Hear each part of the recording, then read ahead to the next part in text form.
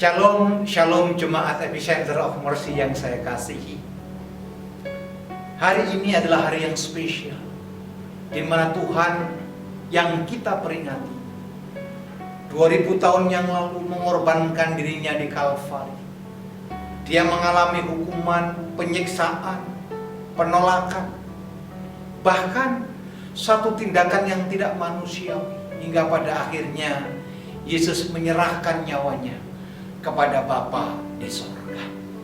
Saudara ini kasih Tuhan Yesus Kristus, mari kita datang sungguh-sungguh dalam ibadah Jumat Agung ini. Saudara siapkan hati, tubuh, dan roh saudara, bahwa pengorbanan Tuhan bukan main-main. Pengorbanan Tuhan bukan sesuatu yang murah, tetapi dengan nyawanya, setiap tetes darah yang keluar dari tubuhnya adalah tanda daripada pengorbanan Tuhan dan mengandung arti keselamatan. Kalau saudara pergi ke Israel, saudara pergi ke jalan sengsara menuju ke Golgota, saudara akan tahu stasiun demi stasiun, sejak dia diadili dari Pilatus sampai ke stasiun yang ke-14, penderitaan yang luar biasa yang Yesus alami. Untuk siapa? Saudara dan saya. Karena kedegilan kita, karena dosa kita, karena pelanggaran kita, harusnya sakit yang kita terima dia bayar lunas. Harusnya kutuk yang kita terima dia selesaikan.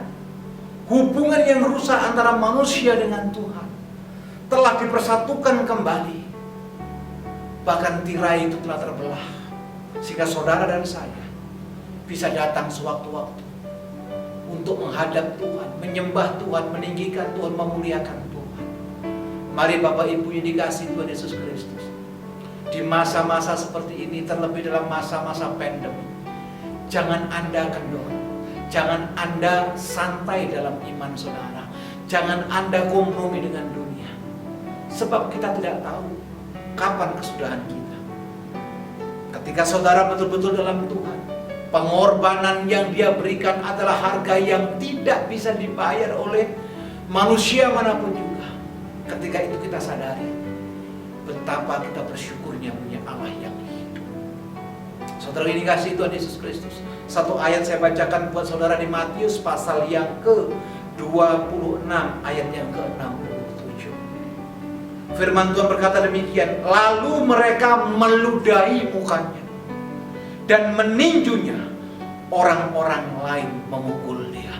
Perlakuan orang-orang waktu itu, karakter orang waktu itu bukan hanya menolak Yesus, tapi menyiksa Yesus, membuat Yesus menderita. Tapi yang luar biasa, tidak pernah satupun firman mengatakan dia menyesal atas pengorbanannya. Bapak Ibu jemaat Epicenter of Mercy yang dikasihi Tuhan, sebagai gembala saya ingatkan saudara, ayo sungguh-sungguh di dalam Tuhan. Jangan fokus hanya pada pergumulan, jangan fokus hanya kepada masalahmu. Fokuslah kepada Allah yang sanggup melakukan perkara-perkara yang luar biasa. Hari ini firman Tuhan akan disampaikan oleh Pendeta Niko Nyotora Harjo, gembala sidang kita, dan perjamuan kudus juga akan dipimpin oleh beliau. Biarlah message surga turun ke saudara dan saya. Kita menang atas dosa, kita menang atas kesalahan, kita menang atas kelemahan, kita menang atas segala pelanggaran-pelanggaran kita, bukan karena kita hebat, tapi karena Tuhan yang menolong kita. Selamat beribadah. Tapi sebelumnya, mari siapkan hati, roh, tubuh, dan jiwa. Siapkan sarana perjamuan kudus di rumah saudara. Biarlah sakramen perjamuan kudus ini benar-benar kudus di hadapannya. Mari kita berdoa. Bapa, di dalam nama Tuhan Yesus Kristus, kami mengucap syukur kepadamu. Engkau begitu baik atas kami.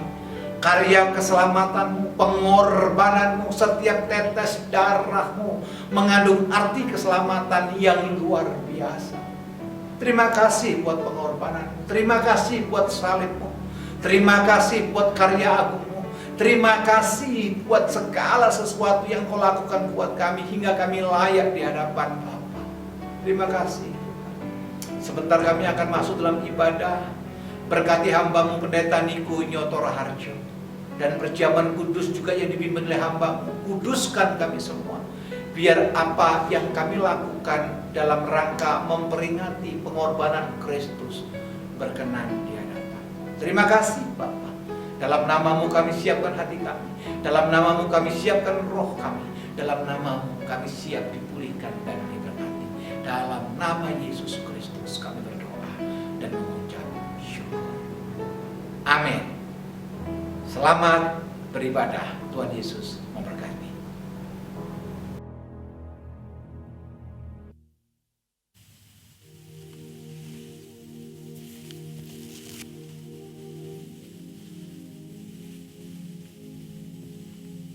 Shalom semuanya.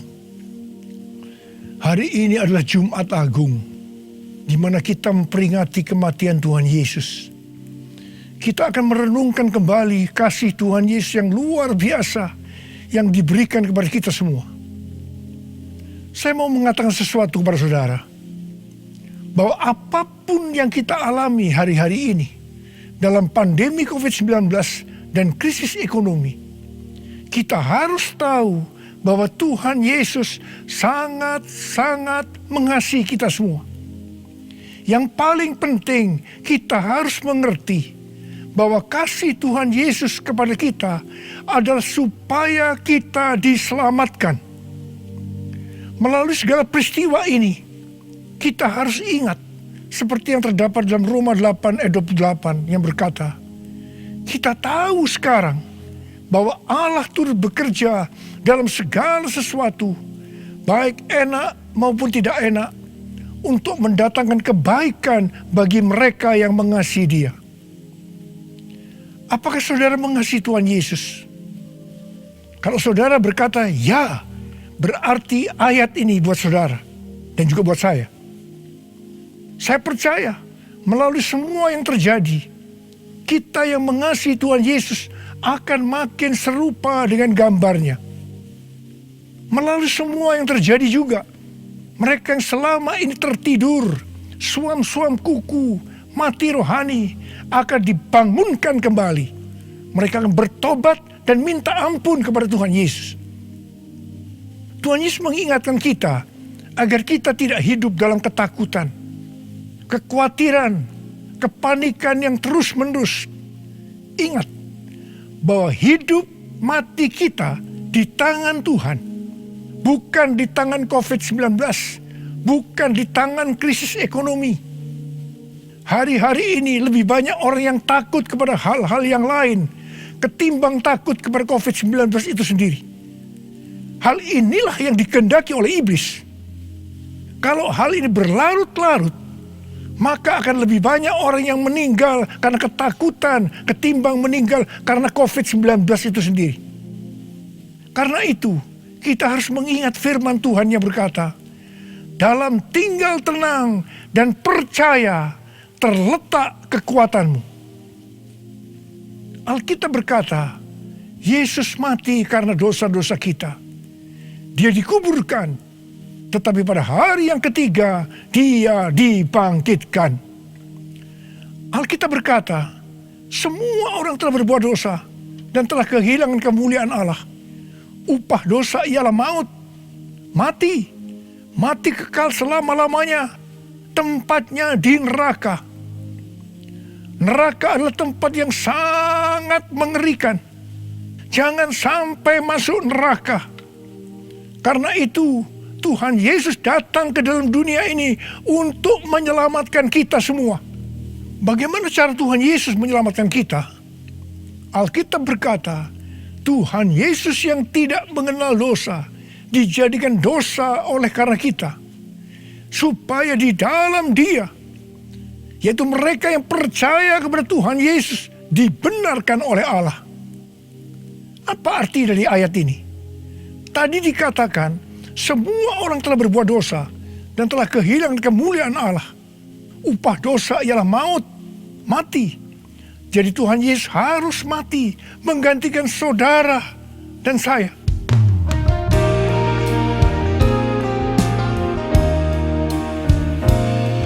Kasih Allahku sungguh telah terbukti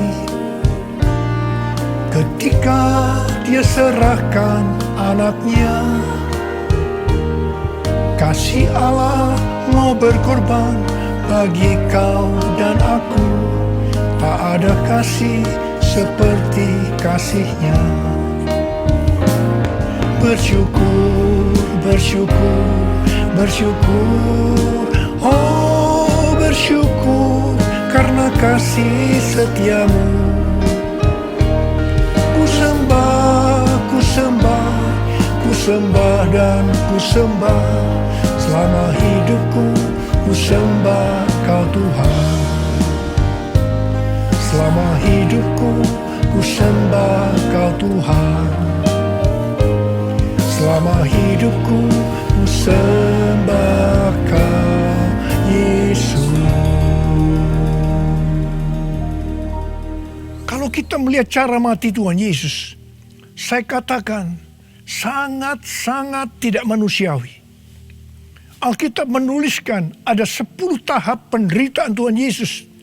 Dari Taman Getsemani sampai Golgota. Sangat mengerikan. Tahap yang pertama, ketika berada di Taman Getsemani, Tuhan Yesus berdoa kepada Bapa dalam keadaan ketakutan. Sampai peluhnya seperti tetes-tetes darah yang jatuh ke tanah. Pada saat itu seorang malaikat turun untuk menguatkan Tuhan Yesus. Tuhan Yesus berdoa kepada Bapa, "Ya Bapakku, jikalau sekiranya mungkin, biarlah cawan ini lalu daripadaku. Tetapi jangan seperti yang ku kehendaki, melainkan seperti yang kau kehendaki." Di sini Tuhan Yesus mengajar kepada kita bahwa di dalam doa kita boleh menawar, tetapi jangan memaksakan kehendak. Bagi yang sekarang dalam ketakutan, kita harus ingat bahwa Tuhan Yesus pernah mengalami ketakutan untuk menebus dosa kita semua. Karena itu datanglah kepada Tuhan Yesus. Dia pasti mampu dan mau menolong kita semua. Tahap yang kedua, Tuhan Yesus ditangkap. Dia dituduh dengan bermacam-macam tuduhan. Diludahi, mukanya ditinju, dipukul. Tetapi Tuhan Yesus tidak membalas. Di sini Tuhan Yesus mempraktekkan apa yang diajarkannya kepada kita. Agar kita mengasihi dan berdoa bagi orang-orang yang membenci kita. Mengutuk kita, mencaci maki kita. Jikalau kita hanya mengasihi orang-orang yang mengasihi kita, apa jasa kita? Karena orang-orang berdosa pun juga mengasihi orang-orang yang mengasihi mereka. Tahap yang ketiga, Tuhan Yesus dibelenggu dan diadili. Waktu Tuhan Yesus diadili oleh Pilatus, ternyata tidak didapati kesalahan yang membuat Tuhan Yesus harus dihukum mati. Sementara itu orang-orang Yahudi terus berteriak-teriak supaya Tuhan Yesus dihukum mati. Salibkan dia! Salibkan dia! Akhirnya Pilatus menyerahkan Tuhan Yesus untuk disalibkan. Tahap yang keempat, Tuhan Yesus dicambuk. Proses awal dari penyalipan, jubah Tuhan Yesus dibuka dan dihukum cambuk. Dua algojo bergantian menghunjamkan cambuk ke punggung Tuhan Yesus. Ujung cambuk itu terbuat dari potongan tulang dan potongan besi. Tiap kali cambuk itu dihunjamkan ke punggung Tuhan Yesus, itu menimbulkan luka yang dalam. Tuhan Yesus berteriak-teriak kesakitan. Darah Tuhan Yesus bercucuran. Tuhan Yesus bermandikan darah. Tahap yang kelima, kepala Tuhan Yesus diberi mahkota duri. Duri ditancapkan di kepala Tuhan Yesus dengan cara dipukul. Sakitnya luar biasa. Darah bercucuran. Tahap yang keenam, Tuhan Yesus disuruh memikul salib. Dalam kesakitan, berlumuran darah, ditambah semalaman Tuhan Yesus tidak tidur. Tuhan Yesus harus memikul salibnya. Tuhan Yesus jatuh bangun karena tidak kuat. Maka Simon dari Kirene disuruh menggantikannya. Tahap yang ketujuh, tangan dan kaki Tuhan Yesus dipaku.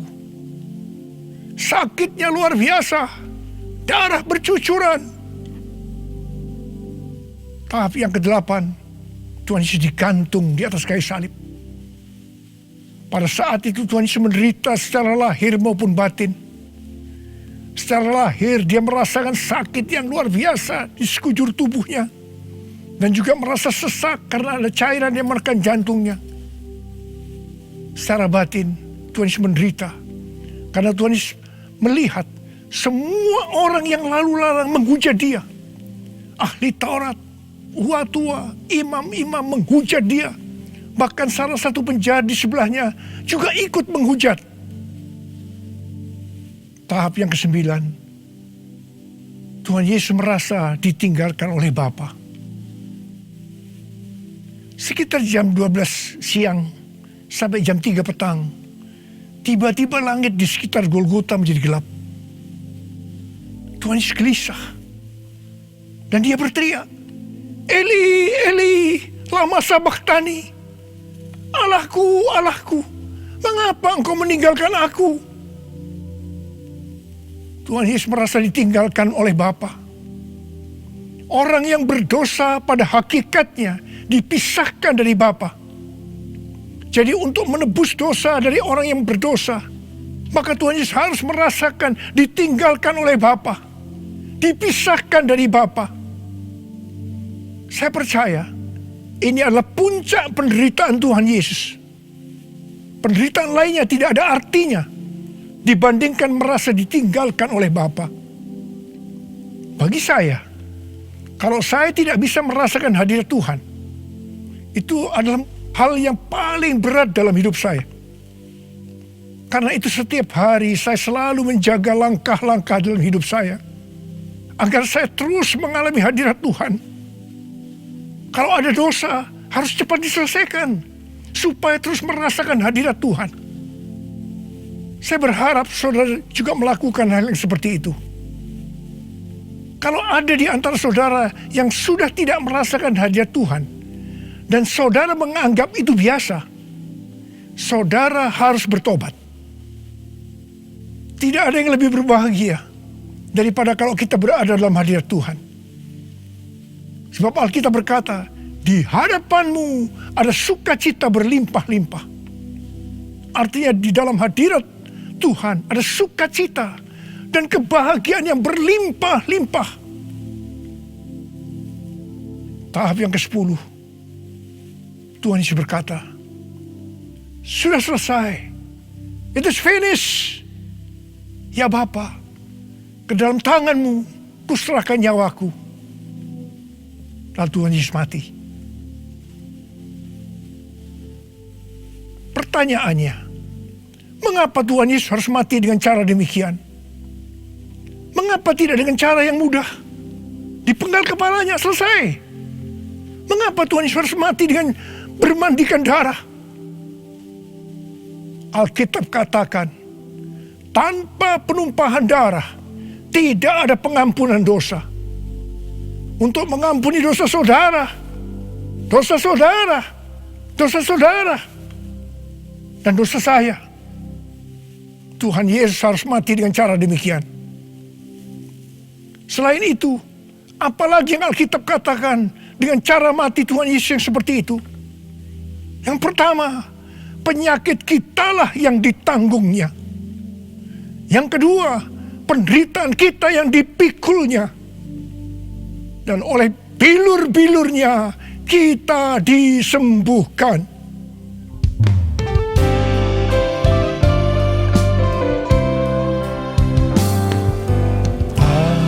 Teruku kasih-Mu Yesus, Kau telah mati gantikan diriku. Kau curahkan darah-Mu untuk tebus dosaku.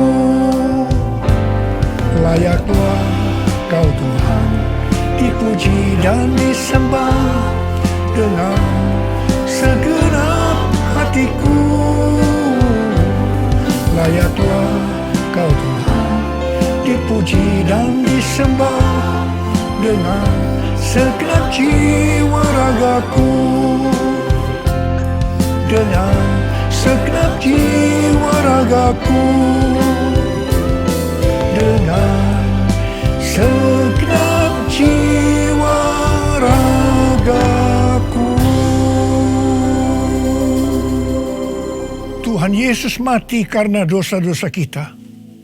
Dia dikuburkan, tetapi pada hari yang ketiga Dia dibangkitkan. Haleluya!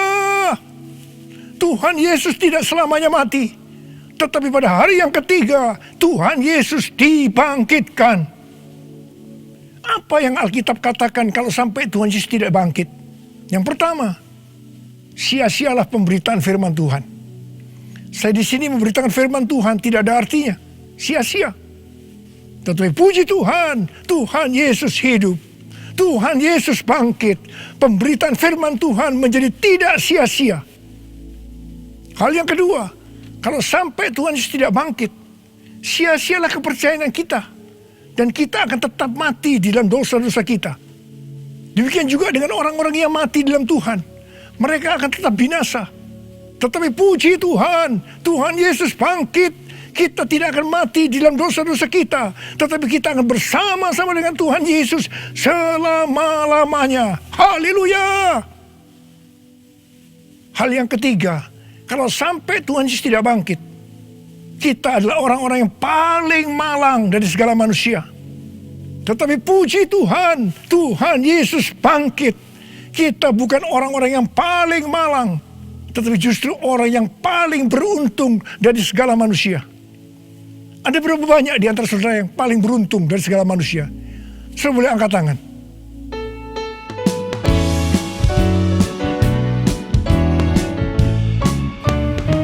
Sebab Dia hidup, ada hari esok. Sebab Dia hidup,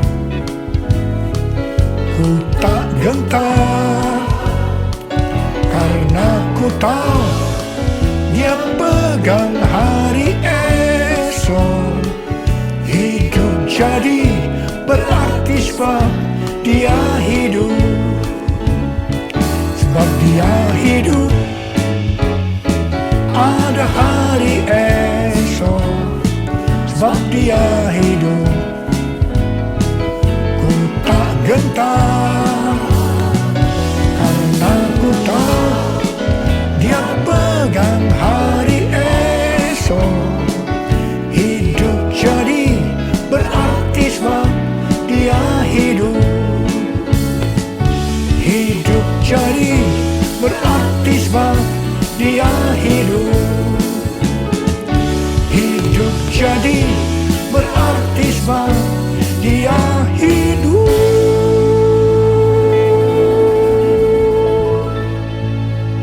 Karena Tuhan Yesus hidup, maka ada hari esok.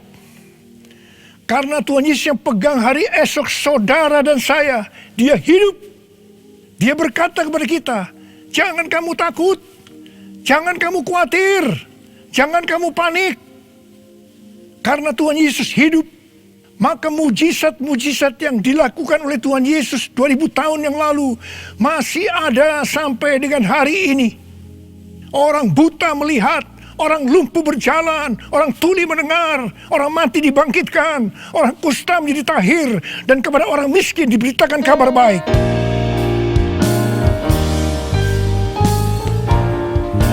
Yang lemah dikuatkan, yang miskin diperkaya, yang buta kan melihat, diperbuatnya bagiku. Yang lemah dikuatkan, yang miskin diperkaya, yang buta kan melihat, diperbuatnya bagiku. Hosana, Hosana, Yesus mati bagiku. Hosana, Hosana, Yesus bangkit bagiku. Hosana.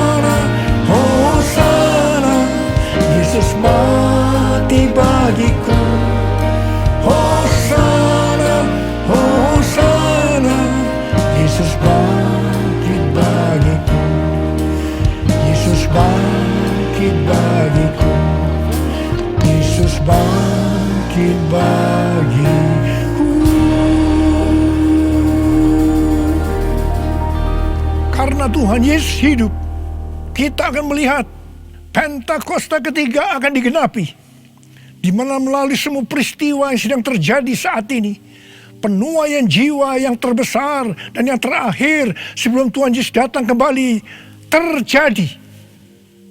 Bangkitnya generasi Yeremia, yaitu generasi anak-anak muda yang dipenuhi dengan Roh Kudus, cinta mati-matian kepada Tuhan Yesus, tidak kompromi terhadap dosa, dan akan memenangkan banyak jiwa. Kepada kita, orang-orang yang sungguh-sungguh dengan Tuhan, akan diberikan kuasa untuk menyelesaikan amanat agung Tuhan Yesus. Karena Tuhan Yesus hidup, maka untuk mengalahkan pandemi COVID-19, Tuhan menuntun kita untuk melakukan hal-hal sebagai berikut. Yang pertama, kita menghardik COVID-19 dan resesi ekonomi dengan berkata, dalam nama Yesus, diam, tenanglah. Yang kedua, kita memperkatakan Mazmur 91 karena kita percaya. Yang ketiga, kita melakukan seperti yang dituliskan dalam 2 Tawarikh 7 ayat 13 dan 14, yaitu kita harus merendahkan diri, berdoa, mencari wajah Tuhan, dan berbalik dari jalan-jalan yang jahat. Kalau kita melakukan ini, maka Tuhan akan mendengar dari sorga dan akan mengampuni dosa kita semua, serta memulihkan negeri Indonesia yang tercinta.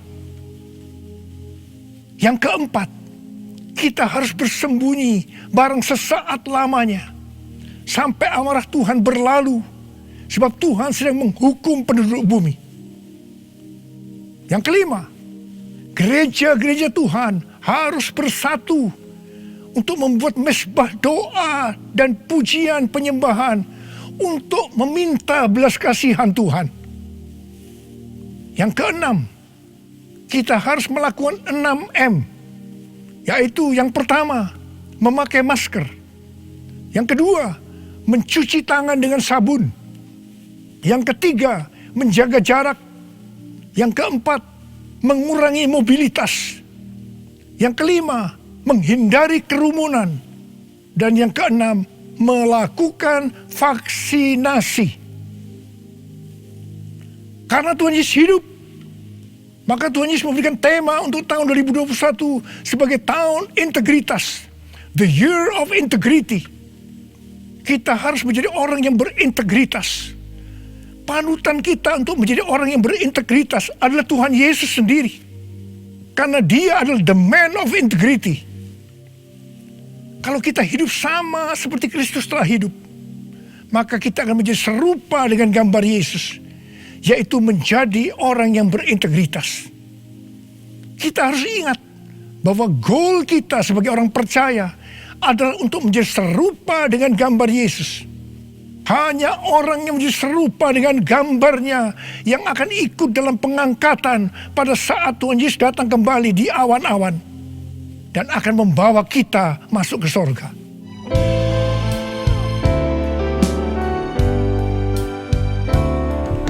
Menjadi seperti Kau, Yesus, menjadi seperti Kau, Yesus, menjadi sempurna dalam seluruh hidupku,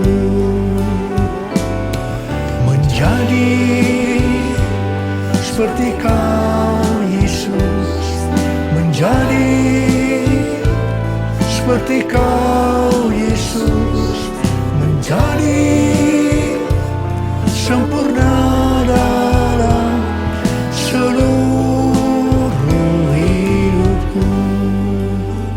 Mari, saudara mau hidup sebagai orang yang berintegritas, angkat tangan saudara. Saya mau berdoa buat saudara. Menjadi seperti Kau, Yesus, menjadi seperti Kau, Yesus, menjadi sempurna dalam seluruh hidupku.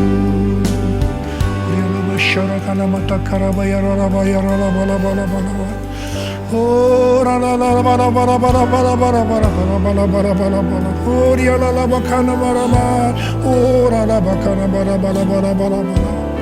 Tuhan, Kau melihat anak-anak-Mu sudah mengangkat tangan. Mereka berjanji di hadapan-Mu untuk menjadi orang yang berintegritas, untuk makin serupa dengan gambar-Mu ya Tuhan. Berkatilah mereka Tuhan, dalam berkat Paskah buat mereka, curahkan ya Tuhan. Berkat Paskah buat mereka, curahkan ya Tuhan. Engkau yang begitu mengasihi mereka, Engkau tahu segala kebutuhan yang mereka perlukan hari ini. Terima kasih Tuhan. Mungkin ada yang sakit, dalam nama Yesus sembuh, dalam nama Yesus sembuh, dalam nama Yesus. Mungkin ada yang mengalami krisis ekonomi hari-hari ini, Tuhan. Kasihani mereka ya Tuhan. Berikan mereka kecukupan, berikan mereka kelimpahan ya Tuhan, dan segala hal yang baik. Tuhan, terima kasih. Berkat-Mu melimpah buat anak-anak-Mu. Kasihanilah mereka Tuhan, kasihanilah mereka ya Tuhan. Bapa, terima kasih. Dalam nama Yesus, amin. Mari saudara-saudara, kita akan masuk dalam perjamuan kudus. Kita akan mengingat ayat ini. Sebab setiap kali kamu makan roti ini dan minum cawan ini, kamu memberitakan kematian Tuhan sampai Ia datang. Perjamuan kudus adalah perjamuan Tuhan Yesus sendiri. Setiap kali kita masuk dalam perjamuan kudus, Tuhan Yesus selalu berkata, biarlah ini menjadi peringatan akan aku. Karena itu mari, arahkan hati kita kepada kebaikan Tuhan. Kita akan mengingat kebaikan Tuhan. Mari tundukkan kepala. Bapa, siapakah kami sebelum kami mengenal Engkau? Kami semua orang berdosa. Upah dosa adalah maut, mati. Tapi Engkau yang tidak berdosa telah dijadikan dosa oleh karena kami semua. Engkau harus turun dari sorga mulia, menjelma menjadi manusia, mati ganti kami dengan penderitaan yang luar biasa. Sungguh ya Bapa, kalau kami pikirkan betapa baiknya Engkau itu. Engkau jadikan kami sebagai anak-anak-Mu. Engkau yang memberkati kami, Engkau yang membela kami, Engkau melindungi, Engkau menyembuhkan kami dari sakit penyakit, Engkau menjaga kami selama pandemi COVID-19 ini. Terima kasih ya Tuhan. Engkau juga tegur kalau kami salah. Itu Engkau ya Abah, itu Engkau ya Abah. Saudara, Tuhan akan memberkati saudara melalui perjamuan kudus. Tapi Tuhan mau kita makan dan minum dengan cara yang benar. Karena itu saya mau mengajak saudara untuk introspeksi. Lihat keadaan dirimu masing-masing. Jangan menyimpan dosa. Kalau ada dosa yang diingatkan oleh Tuhan kepada saudara, langsung minta ampun. Minta ampun. Katakan, ampuni saya Tuhan. Ampuni saya Tuhan. Ampuni. Supaya saudara diberkati. Minta ampun. Ampuni Tuhan. Ampuni kami semua. Ampuni Tuhan. Hamba boleh memintakan juga ampun buat mereka. Ampuni juga hamba-Mu. Terima kasih. Terima kasih ya Abah. Terima kasih. Kami akan masuk dalam perjamuan kudus dengan hati yang penuh ucapan syukur. Dalam nama Yesus.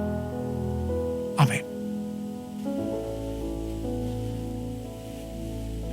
Sekarang saudara, mari kita angkat roti di tangan kanan kita tinggi-tinggi. Sebab apa yang telah kuteruskan kepadamu telah aku terima dari Tuhan Yesus. Yaitu bahwa Tuhan Yesus pada malam waktu diserahkan mengambil roti. Dan sesudah itu ia mengucap syukur atasnya. Dia memecah-mecahkannya dan berkata, inilah tubuhku yang diserahkan bagi kamu. Perbuatlah ini menjadi peringatan akan aku. Sudah dikasih Tuhan. Bukankah roti yang kita pecah-pecahkan ini adalah persekutuan kita dengan tubuh Kristus? Mari kita makan dalam nama Yesus.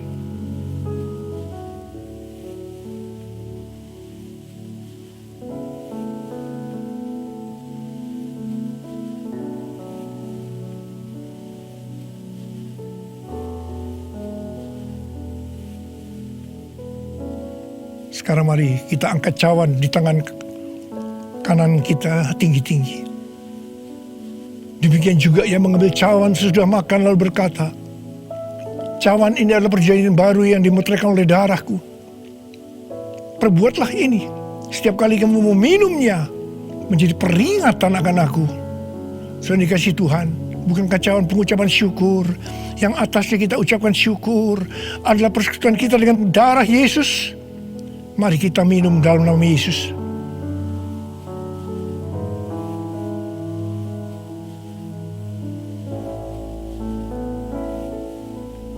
Mari angkat tangan saudara. Ucapkan syukur dengan suara. Jangan diam. Katakan bersama-sama. Tuhan, terima kasih ya Tuhan. Terima kasih ya Tuhan. Terima kasih. Terima kasih Tuhan. Terima kasih ya Tuhan. Terima kasih. Oh, Engkau baik Tuhan. Sebab Engkau baik. Bahwasanya untuk selama-lamanya kasih setiamu. Ora laba shikara laba laba laba laba laba laba laba laba laba laba laba. Ore de laba laba laba laba laba laba laba. Ore laba laba laba laba laba laba laba. Terima kasih Yesusku, terima kasih Yesusku. Puji syukur hanya bagi Tuhanku.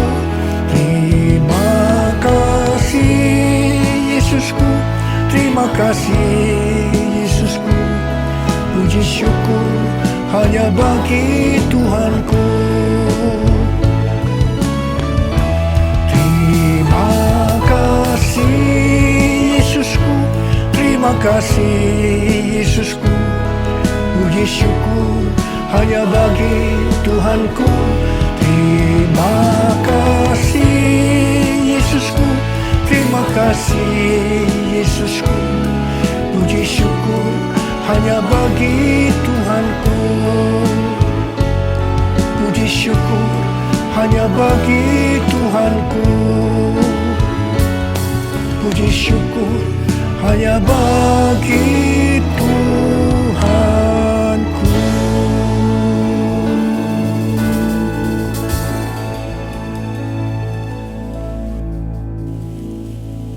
Sekarang terimalah berkat Tuhan. Kasih karunia yang berlimpah-limpah daripada Allah Bapa dalam Anak yang tunggal Yesus Kristus. Persekutuan yang manis dengan Roh Kudus menyertai saudara sekalian mulai hari ini. Sampai Tuhan Yesus datang menjemput kita di awan-awan dan bahkan sampai selama-lamanya. Yang percaya bersama-sama katakan, Amin.